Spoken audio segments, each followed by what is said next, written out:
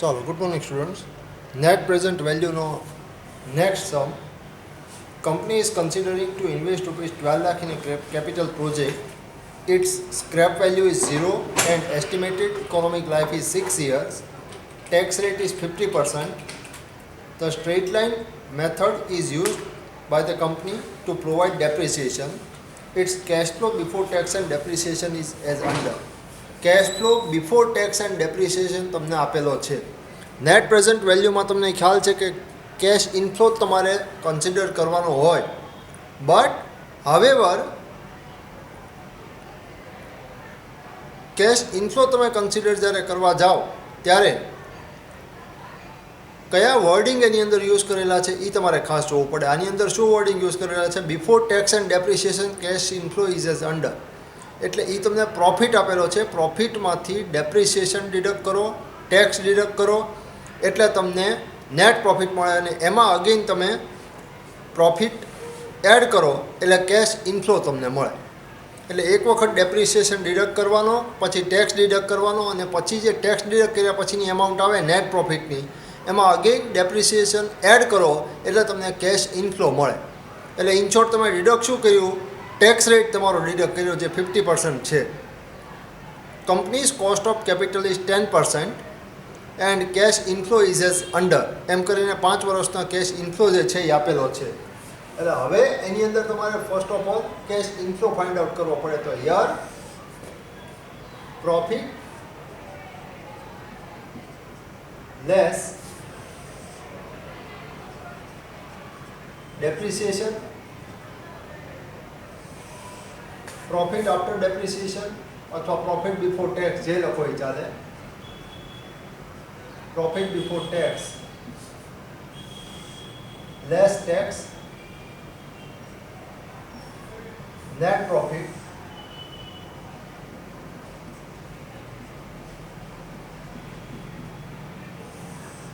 add depreciation એટલે net cash inflow તમને મળે.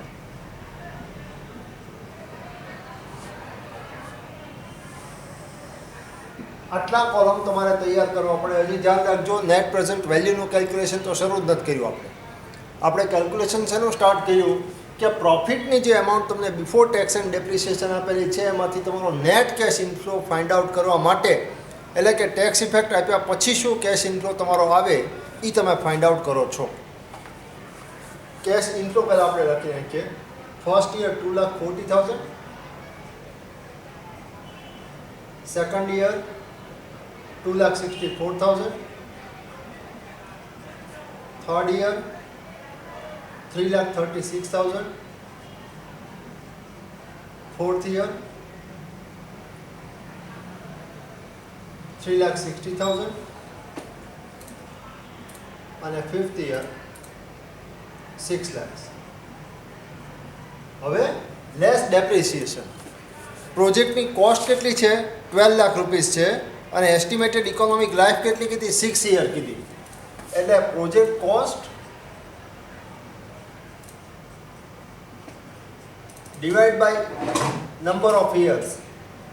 Number of years that means its estimated life at 12 lakhs divide by 6 એટલે 2 lakh rupees તમારો depreciation આવ્યું. તો એ 2 લાખ રૂપીસ 5 વર્ષમાં આની અંદરથી ડિડક્ટ કરવો પડે.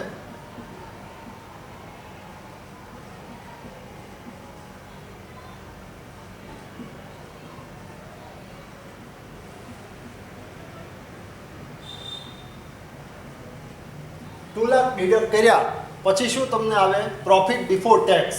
આમાંથી આ ડિડક્ટ કરો એટલે માત્ર ટેક્સ તમારે ડિડક્ટ કરવાનો બાકી રહેતો. 2,40,000 માઇનસ 2 લાખ એટલે 40,000, 2,64,000 માઇનસ 2 લાખ એટલે 64,000, 3,36,000 માઇનસ 2 લાખ એટલે 1,36,000, 3,60,000 માઇનસ 2 લાખ એટલે 1,60,000 અને 6 લાખ માઇનસ 2 લાખ એટલે 4 lakhs. Less tax. ટેક્સ કેટલો તમને કીધેલો છે? ટેક્સ રેટ 50% કીધેલો છે. એટલે આ એમાઉન્ટના 50% છે એ તમારે ડિડક્ટ કરવાના આવે તો 20,000, 32,000, 68,000, 80,000 અને 2 લાખ. નેટ પ્રોફિટ કેટલો આવે? તો નેટ પ્રોફિટ આ જ રહે, બીકોઝ ટેક્સનો રેટ 50% છે એટલે 20,000, 32,000, 68,000, 80,000 અને 2 lakhs. હવે ડેપ્રિસિએશન એડ કરવાનું એમાં. ડેપ્રિસિએશનની આ કોલમ જે છે એ ફરી વખત ત્યાં તમારે લખવાની રહેશે. 2 lakh,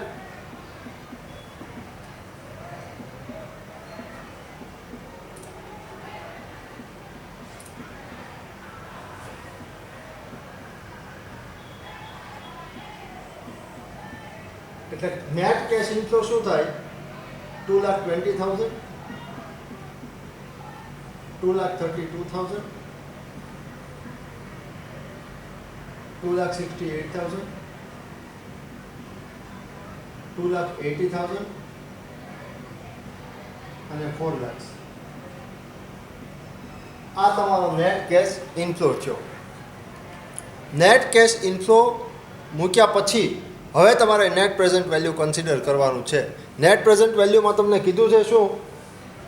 10% તમારી કોસ્ટ ઓફ કેપિટલ છે એ તમારે લેવાની છે. એટલે હવે આપણે શરૂ કરીએ.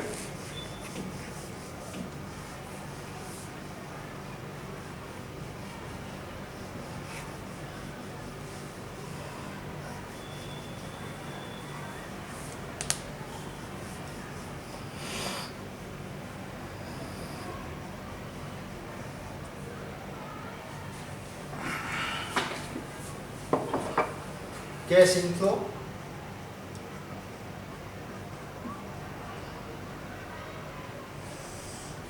present value factor,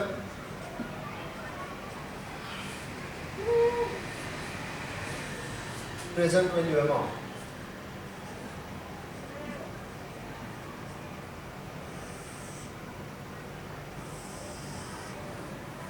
હવે cash inflow લખીએ કે 2,20,000, 2,32,000, 2,68,000, 2,80,000 અને 4 lakhs. આ તમારો કેશ ઇનફ્લો લાસ્ટ કોલમ પ્રમાણે છે એ લખાઈ ગયો. હવે તમારે શું કરવાનું? કોસ્ટ ઓફ કેપિટલ અથવા પ્રેઝન્ટ વેલ્યુ ફેક્ટર કેટલું આપેલું છે? 10% કીધેલું છે. એટલે 1 ડિવાઇડ બાય 1 પ્લસ 0.10 એટલે 1 ડિવાઇડ બાય 1.10 થાય. 1 ડિવાઇડ બાય 1.10 કરો એટલે ફર્સ્ટ ટાઈમ 0.909, સેકન્ડ 0.826, 0.751, 0.683, 0.620. હવે એને તમે મલ્ટીપ્લાય કરતા જાઓ તો 2,02,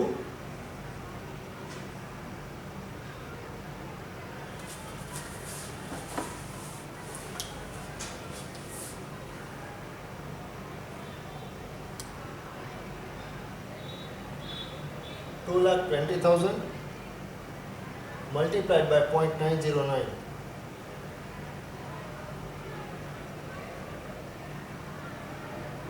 એટલે 1,99,980 પછી 2,32,000 multiplied by 0.826 1,91,632 પછી 0.751 multiplied by 2,68,000 and 2,01,268 2,80,000 multiplied by 0.683 1,91,240 અને 4,00,000 ઇન્ટુ 0.620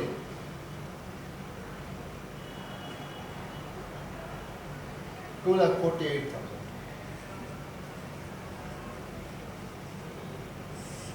હવે કરો એનો શરૂઆત.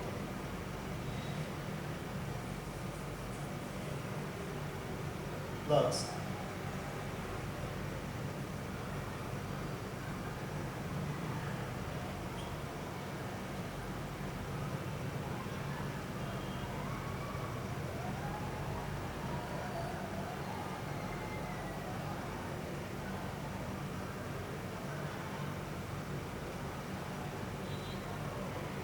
$10,32,120. આટલી તમારી વેલ્યુ છે એ આવે. તમારી ઓરિજિનલ વેલ્યુ કેટલી હતી? 12 લાખ. 12 લાખની સામે તમને 10,32,120 મળે છે. એટલે પ્રેઝન્ટ વેલ્યુ છે એ નેગેટિવ થાય. બિકોઝ આ એમાઉન્ટ છે એ જ્યારે ઓછી આવતી હોય કેશ ઇનફ્લો ત્યારે તમારા ઇન્વેસ્ટમેન્ટ જેટલી એમાઉન્ટ એની અંદરથી રિટર્ન આવતી નથી નેટ પ્રેઝન્ટ વેલ્યુ થકી એટલું તમારું કન્સિડર થાય. બરાબર? આ તમારો નેટ પ્રેઝન્ટ વેલ્યુનો સમ પૂરો. આ ટાઈપના સમ પૂછાશે. ખાસ તમારે ધ્યાન વર્ડિંગમાં એ રાખવાનું છે કે cash inflow before tax and depreciation છે કે આફ્ટર ટેક્સ એન્ડ ડેપ્રિસિએશન છે. આફ્ટર ટેક્સ એન્ડ ડેપ્રિસિએશન જોઈએ તો ડેપ્રિસિએશન માત્ર એડ કરવાનો, કારણ કે ટેક્સ ઓલરેડી ડિડક્ટ થઈ ગયો છે, ડેપ્રિસિએશન ઓલરેડી ડિડક્ટ થઈ ગયો છે. જો બિફોર ટેક્સ એન્ડ ડેપ્રિસિએશન કીધું હોય તો ડેપ્રિસિએશન ડિડક્ટ કરવાનો, ટેક્સ ડિડક્ટ કરવાનો, અને ટેક્સ ડિડક્ટેડ જે એમાઉન્ટ આવે એ અમાઉન્ટ પછી પાછું એમાં ડેપ્રિસિએશન એડ તમારે કરવો પડે તો તમને પ્રોફિટમાંથી નેટ કેશ ઇનફ્લો છે એ મળે. નેટ કેશ ઇનફ્લો મળ્યા પછી તો એઝ ઇટ ઇઝ તમારો જે સમ છે એ પ્રમાણે જ સમ છે એ જશે. બરાબર? અત્યારે પૂરું કરીએ છીએ આ લેક્ચરની અંદર. સમ છે એ ખાસ એમાઉન્ટ તમને ટેલિગ્રામની અંદર આજ મળી જશે. એમાઉન્ટ જોઈ લેજો, સમ 2 કે 3 વખત જોઈ લેજો. કેલ્ક્યુલેશન્સ છે એ સાવ ઇઝી છે, અઘરું કેલ્ક્યુલેશન નથી. માત્ર લોજિક તમારું છે એ ચલાવવાનું રહેશે.